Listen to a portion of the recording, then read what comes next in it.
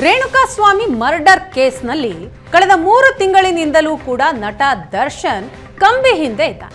ಅದರಲ್ಲೂ 15 ದಿನಗಳಿಂದಲೂ ಕೂಡ ಬಳ್ಳಾರಿ ಜೈಲಿನಲ್ಲಿರುವ ದರ್ಶನ್ಗೆ ಈಗ ಶಂಕಿತ ಉಗ್ರನ ಮಾದರಿಯಲ್ಲೇ ನಿಗಾ ಇಡಲಾಗ್ತಾ ಇದೆ.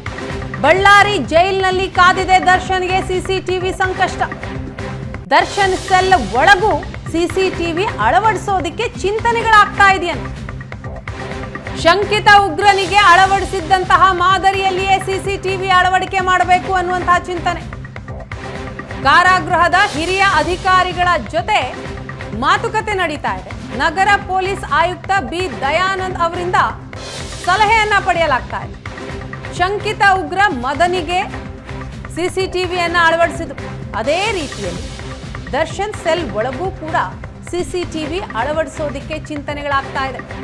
ಅಗ್ರಹಾರದ ಘಟನೆ ಬಳ್ಳಾರಿ ಜೈಲಿನಲ್ಲಿ ಮರುಕಳಿಸಬಾರದು ಅನ್ನುವಂತಹ ಹಿನ್ನೆಲೆಯಲ್ಲಿ ಅದನ್ನ ತಡೆಯೋದಿಕ್ಕೆ ಸಿಸಿಟಿವಿ ಅಳವಡಿಕೆಗೆ ಮುಂದಾಗಲಾಗ್ತಾ ಇದೆ. 24 ಗಂಟೆ ಅಧಿಕಾರಿಗಳಿಗೆ ಸಿಸಿಟಿವಿ ಲಭ್ಯವಾಗುವಂತೆ ಮಾಡೋದು, ಜೈಲಿನ ಅಧಿಕಾರಿಗಳ ಚೇಂಬರ್ನಲ್ಲೂ ಸಿಸಿಟಿವಿ ಮಾನಿಟರಿಂಗ್ ವ್ಯವಸ್ಥೆ ಮಾಡೋದು, ದರ್ಶನ್ ಸೆಲ್ ಒಳಗೂ ಸಿಸಿಟಿವಿ ಅಳವಡಿಕೆಗೆ ಈಗ ಗಂಭೀರ ಚಿಂತನೆ ಆಗ್ತಾ ಇದೆ.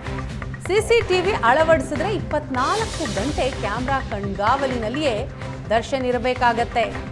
ಶಂಕಿತ ಉಗ್ರನ ಮಾದರಿಯಲ್ಲಿಯೇ ದರ್ಶನ್ ಮೇಲೆ ಹಾಗಾದ್ರೆ ನಿಗಾ ಇಡಲಾಗತ್ತಾ?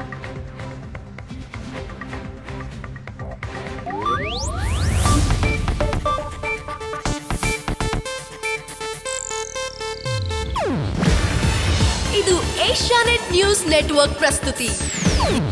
ನೀವು ನೋಡ್ತಿದ್ದೀರಾ ಏಷ್ಯಾನೆಟ್ ಸುವರ್ಣ ನ್ಯೂಸ್.